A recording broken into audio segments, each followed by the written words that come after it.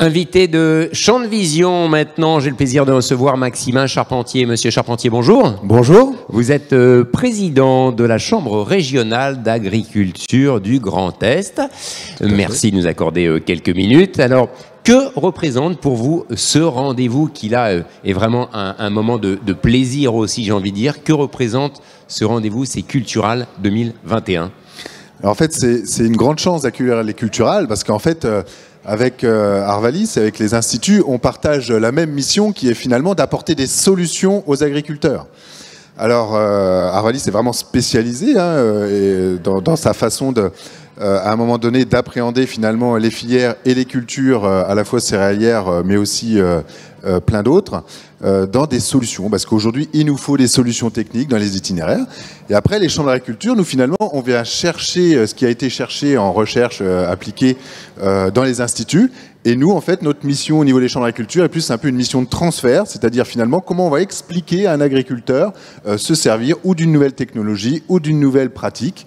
Et notre devoir est de passer ce transfert de connaissances. Et quelque part, il est évident que vous soyez partenaire finalement de cet événement qui se déroule pendant ces 3 jours. C'est ça l'idée? Alors oui, il faut être partenaire parce que nous, on est au contact du terrain au niveau des champs d'agriculture, les instituts évidemment également. On a besoin de partager finalement parce qu'aujourd'hui c'est très complexe l'agriculture. On est face à des enjeux colossaux. Le changement du climat, je veux dire, c'est quand même quelque chose où nous on vit avec la nature tous les jours, donc il faut réfléchir là-dessus et l'intelligence collective est vraiment nécessaire pour appréhender ça. Sur la réponse aux attentes sociétales par rapport à la baisse des produits phytosanitaires, par rapport à tous les enjeux de neutralité carbone avec un objectif d'être neutre en 2050.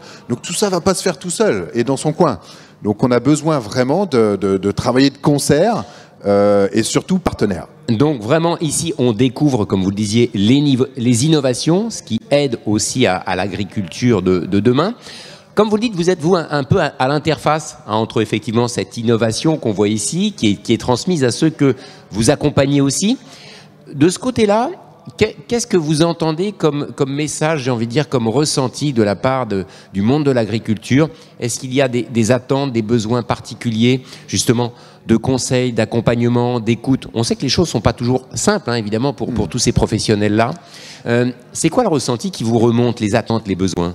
Mais en fait, je pense que le ressenti, c'est qu'un agriculteur, c'est quelqu'un qui participe à cette société comme tout le monde. C'est-à-dire que finalement, c'est un des acteurs de la société. Et finalement, il a un peu les mêmes attentes que la société en général. C'est-à-dire, c'est d'être plus vertueux, c'est de gagner sa vie, c'est d'être ancré dans son territoire et de rendre service à cette société. L'agriculture a toujours fonctionné comme ça, dans ces ressorts-là. Dans les années 60, c'est nourrir le monde, etc. Donc les agriculteurs sont très attachés à donner du sens à leur métier. Et aujourd'hui, ils partagent les attentes de la société. Mais par contre, la société, parfois, ne connaît pas les contraintes du monde agricole. Il y a une méconnaissance aujourd'hui de ce monde agricole qui souhaite avancer. Et d'ailleurs, il avance vraiment très, très vite. Il s'approprie énormément. Et avec la santé, l'agriculture est un des secteurs qui appréhende le mieux le numérique, tous les outils des ruptures technologiques. Donc, bien au contraire, on n'est pas contre, mais souvent, on voudrait opposer technologie et finalement, et bon sens environnemental. C'est-à-dire qu'on oppose un petit peu dans l'inconscient des gens le bio, par rapport à l'histoire. La techno, parfois, fait peur. Exactement. Et la tradition peut rassurer, mais alors qu'on peut être complètement dans le faux. Hein. Alors que tous les cahiers des charges, tous les modes d'agriculture ont besoin d'innovation. L'agriculture biologique a autant besoin d'innovation que l'agriculture raisonnée ou que l'agriculture conventionnelle ou l'agriculture bas carbone. Donc à un moment donné, si vous voulez, toutes ces agricultures-là ont besoin d'avancer et d'innover. Il y a une chose aussi, il y a de nouvelles générations d'agriculteurs qui arrivent, hein. Faut pas l'oublier. Ça pose aussi des questions, bien sûr, pour ceux qui veulent céder leurs exploitations. On le sait bien, c'est pas simple.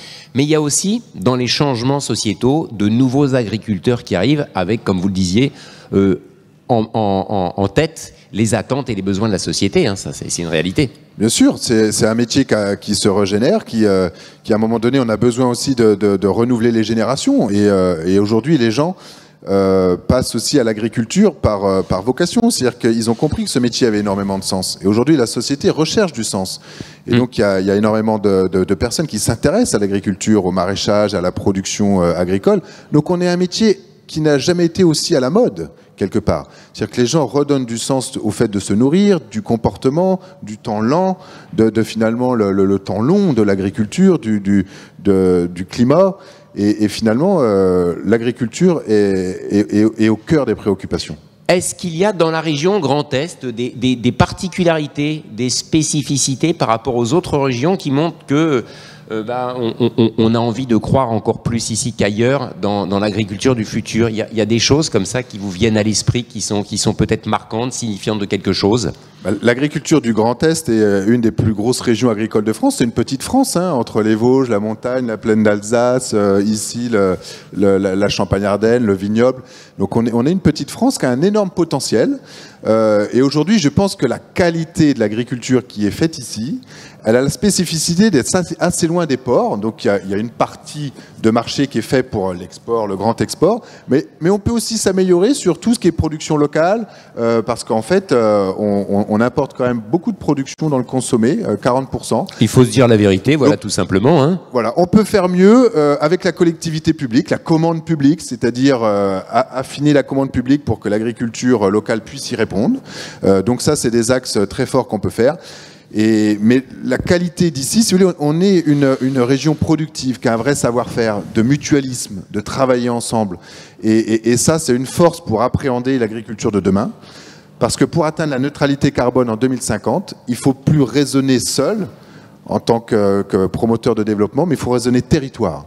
Et donc là, à ce moment-là, toutes les valeurs qui ont fait la richesse de l'agriculture en Champagne-Ardenne autour de la coopération et du mutualisme est une chance pour réussir les enjeux de demain, parce que ces enjeux-là devront être partagés et devront être réfléchis dans une intelligence collective globale. Un petit mot, presque j'ai envie de dire, de tourisme. L'agriculture, ce sont les territoires, bien sûr, c'est l'environnement. Découvrir une région, découvrir l'agriculture en se promenant, même quand on est de la région, quand on vient d'ailleurs aussi, j'ai envie de dire, c'est une bonne raison peut-être d'aller à la rencontre aussi de l'agriculture et des agriculteurs, non?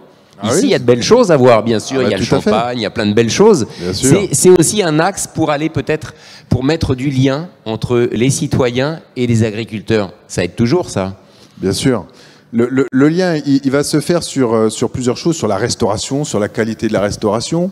On peut le proposer à travers des offres de découverte de tourisme. Moi, personnellement, j'ai un projet de slow tourisme sur mon exploitation pour accueillir justement des gens qui ont besoin de ressourcement, de bien-être. Ça sont des choses à développer, typiquement. Mais bien sûr, c'est-à-dire que on est en train de concevoir un pass avec tous les partenaires autour de mon exploitation pour finalement faire de cet environnement une force. Et partager autour de chez moi, finalement, j'ai une chèvrerie, j'ai quelqu'un qui fait des escargots, j'ai une ferme laitière, moi j'ai un centre équestre, etc. Finalement, on a constaté qu'autour d'un canton, on peut faire profiter à la fois du vignoble, j'habite en plein milieu du vignoble, tout ça est une chance. Et l'agriculture peut en plus proposer des solutions de mobilité verte à travers le bio-GNV, à travers demain peut-être l'hydrogène, à travers la méthanisation. Mais tout ça, il faut l'expliquer. Aujourd'hui, tout ça, ça fait peur parce que finalement, on est dans le changement. Mais on ne va pas pouvoir trouver de solution aux problèmes qui sont face à nous si on n'explique pas les gens. Parce qu'aujourd'hui, à la différence d'hier, c'est qu'on ne peut pas imposer un changement à la société. Il faut l'expliquer. Pour qu'il soit accepté finalement. Soit participative, il faut qu'elle s'approprie le changement, sinon on n'arrivera pas à atteindre nos objectifs de neutralité carbone en 2050.